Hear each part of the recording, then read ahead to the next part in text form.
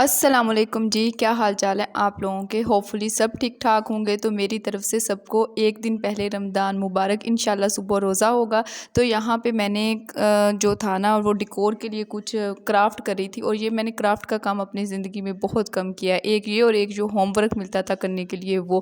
खैर जी, यहाँ पर मैं और मेरी सिस्टर जो है वो मेरे पास ये जो कर्टन्स आते हैं जिनमें हम ऑनलाइन चीज़ें ऑर्डर करते हैं, आज ये मेरे काम आ गई हैं। इनको इस तरह से 3 मैंने कट किए क्योंकि ये थोड़ा हल्का सा कर्टन होता है, ज़्यादा मोटाई नहीं होती इसकी, थिन होता है। तो मैंने 3 कट करके शेप में उनको ऊपर नीचे रख के इस तरह से चिपका लिया था। और ऊपर अब मैं जूट थ्रेड इस तरह से पूरे इसको ना जूट थ्रेड से कवर कर दूंगी। और ये सारी चीज़ें जितनी भी मैं इसमें यूज़ करूँगी तो सारी की सारी चीज़ें जो है ना वो मुझे बुक स्टोर से मिल गई थी और काफ़ी रीज़नेबल प्राइस में मिल गई थी। तो ये लेट्स सी किस तरह का रिज़ल्ट निकलता है, इंशाल्लाह अच्छा ही निकलेगा।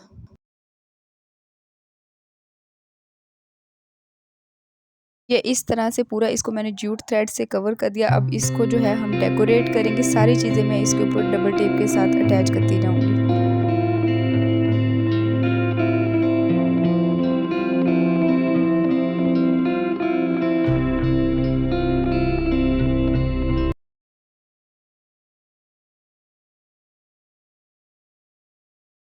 ये जी फाइनल हमारा मून इस तरह से रेडी हो चुका है। बहुत ही खूबसूरत लग रहा था। फाइनल रिज़ल्ट इसका बड़ा अच्छा निकला है। अब इसके ऊपर जी रमज़ान मुबारक लिखेंगे, उसके लिए मैं स्ट्रिप्स काट रही थी।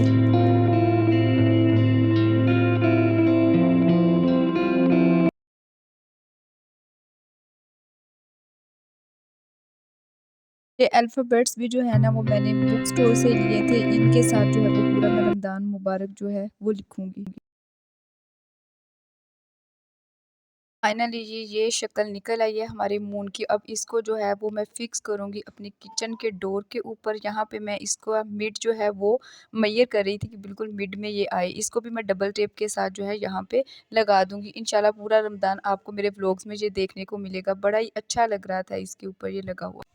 अच्छा, मुझे रमज़ान मुबारक की जो डेकोरेशन करके ना बड़ी सैटिस्फैक्शन मिल रही थी। देखिए, अगर अक्सर ईद के बाद जब फंक्शंस होते हैं हम खुद का कितना ख्याल रखते हैं कि बस जो भी कपड़े हम पहने वो बहुत अच्छे लगे। इसी तरह हमें खुद को और अपने घर को भी अच्छे से प्रिपेयर करना चाहिए, अच्छे से घर को सजाना चाहिए ताकि रमज़ान मुबारक बहुत अच्छा गुजरे।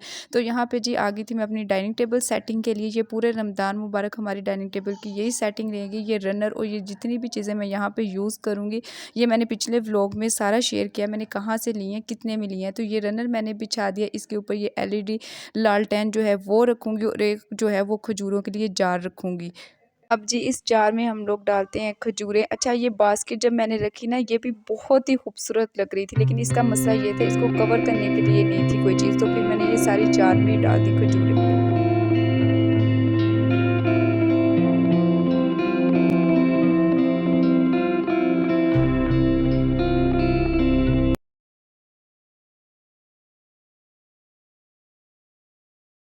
यहाँ पे जी मैंने डाइनिंग टेबल की कर दी है सारी सेटिंग। और अब मैंने जाना है किचन में। वहाँ भी मुझे रमज़ान मुबारक की बहुत सारी चीज़ें जो है ना वो प्रिपेयर करके रखनी है।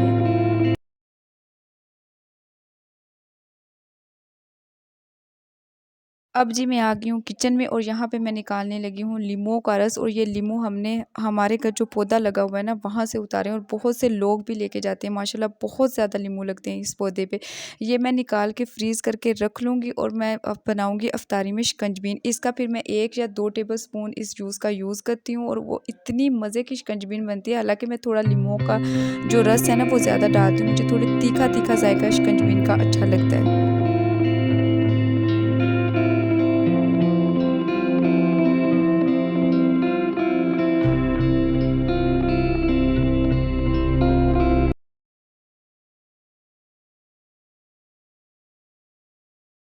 फाइनली आफ्टर 1 एन आवर जो है वो मेरा लीमू का रस निकल आया है, क्योंकि दरमियान में मैंने और भी बहुत सारे काम किए और माशाल्लाह से ये पूरा बाउल जो है वो लीमू के रस से भर गया। अब मैं इसको डालूँगी बोतल में और फ्रीज़ कर लूँगी और पूरा रमज़ान सुकून से हम इसके साथ शिकंजबीन बनाएँगे।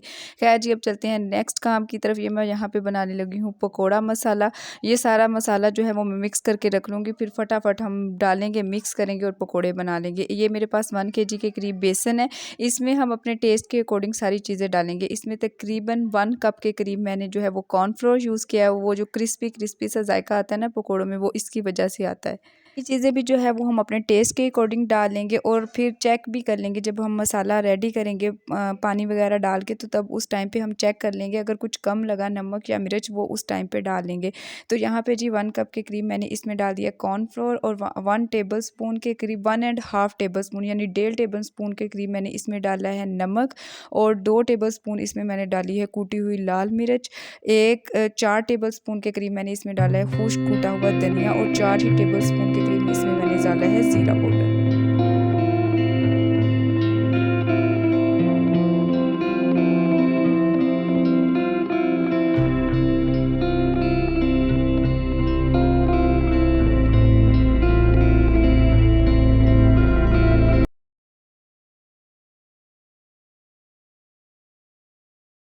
अब हम इसको कर लेंगे अच्छे से मिक्स और मिक्स करने के बाद इसको मैं एयर टाइट जार में डाल के अपने काउंटर पे ही रखूँगी, क्योंकि ये रोज़-रोज़ यूज़ होना है, तो फिर सामने पड़ा होगा तो आराम से जल्दी से उठाएँगे और पकोड़े जो है वो जल्दी-जल्दी से फ्राई कर लेंगे। पकोड़े एक ऐसी चीज़ है, अगर इफ्तारी में ये बने ना हो ना तो लगता है कुछ आज इफ्तारी में बनाया ही नहीं है।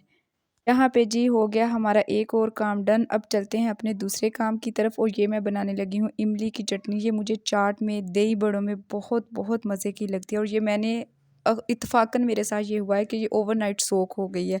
हालाँकि मैंने इसको सिर्फ़ 2 घंटों के लिए करना था, लेकिन ऐसा डिले हुआ कि ये ओवरनाइट सोक हो गया और अब आराम-आराम से जो है ना वो मैं इसको छान लूँगी। इसका पूरा पल्प अच्छे से सुकून से निकल रहा है मज़े के साथ। वैसे ये चटनी बनाना बहुत आसान है, लेकिन इसका ये जो पल्प निकालने वाला पार्ट है ना, ये मुझे बड़ा गंदा लगता है। बहुत टाइम टेकिंग और बहुत मुश्किल लगता है, पता नहीं क्यों। यहाँ पे जी मैंने पल्प निकाल लिया था और इसमें 1 कप के करीब जो है वो मैंने पानी डाला है। अच्छा, मेरे पास 1 पाव इमली थी और इसमें मैंने 2 कप पानी डाल के इसको सोक करके रख दिया था। अब यहाँ पे ये सारा पल्प निकालने के बाद मैंने इसमें 1 कप के करीब पानी डाला है और जैसे ही अब इसमें उबाल आना शुरू हो जाएगा, तब मैंने इसमें जो है वो 1 टेबल स्पून के करीब नमक ऐड किया, 2 टेबल स्पून के करीब मैंने इसमें कूटी हुई लाल मिर्च ऐड की और 1 कप के करीब मैंने इसमें शुगर ऐड की थी और इन तमाम चीज़ों को डालने के बाद मैंने आँच हल्की कर दी थी और 20 मिनट के लिए मैंने इसको बगैर ढक्कन के पकने के लिए रख दिया था। फिर कंसिस्टेंसी आपको जैसी भी चाहिए, मैं ज़रा थिन रखती हूँ, ज़्यादा थिक नहीं करती, क्योंकि ठंडा होने के बाद वो थिक हो जाती है। तो यहाँ पे इस बहुत ही मज़े का इसका टेस्ट आया था। अच्छा, इसमें मैंने ज़ीरा पाउडर भी ऐड किया था, 1/4 टेबल स्पून के करीब मैंने इसमें ज़ीरा पाउडर ऐड किया था। अच्छा जी, फ्लेम यहाँ पे मैंने स्लो कर दी थी। अब ये 20 मिनट के लिए इसी तरह पकती रहेगी। फिर इसको हम ठंडा होने के बाद किसी भी कंटेनर में डाल लेंगे और इसको आपने फ्रीज़र में फ्रीज़ करना है, फिर कोई इसमें वो फुंदी वगैरह नहीं लगेगी। मैं इसको फ्रीज़र में ही फ्रीज़ करूँगी। यूज़ करने से तकरीबन हम 1 घंटा पहले निकालेंगे, ताकि वो अपनी असल कंसिस्टेंसी में आ जाए, क्योंकि फ्रीज़ हुई होगी तो अफ्तारी में जैसे ही आपने देखना है कि अब आपने चाट वगैरह में यूज़ करनी है या किसी भी पर्पज़ के लिए यूज़ करें, तो 1 घंटा पहले निकाल लें। अच्छा जी, ठंडा होने के बाद कुछ इस तरह की इसकी कंसिस्टेंसी है, ना ही ज़्यादा रनी है और ना ही ज़्यादा थिक है, बहुत ही मज़े का इसका टेस्ट आया था। अब इसको जो है वो मैं किसी एयर टाइट कंटेनर में डाल के फ्रीज़ कर लूँगी। ये मेरे पास कंटेनर है, 2 हैं, दोनों ही मैं फ़िल कर लूँगी। ये जो दूसरे प्लास्टिक वाला है ये तो आम यूज़ में होगा, जैसे मर्ज़ी इससे हम जो है किसी भी चीज़ पे आराम से चटनी डालेंगे। ये मेरे पास जो थी ना वो फ़नल नहीं थी, पता नहीं कहाँ गुम हो गई थी, फिर मैंने ग्लास में डाली और इसके बाद मैं इसमें इसको ट्रांसफ़र कर रही हूँ ठंडा होने के बाद।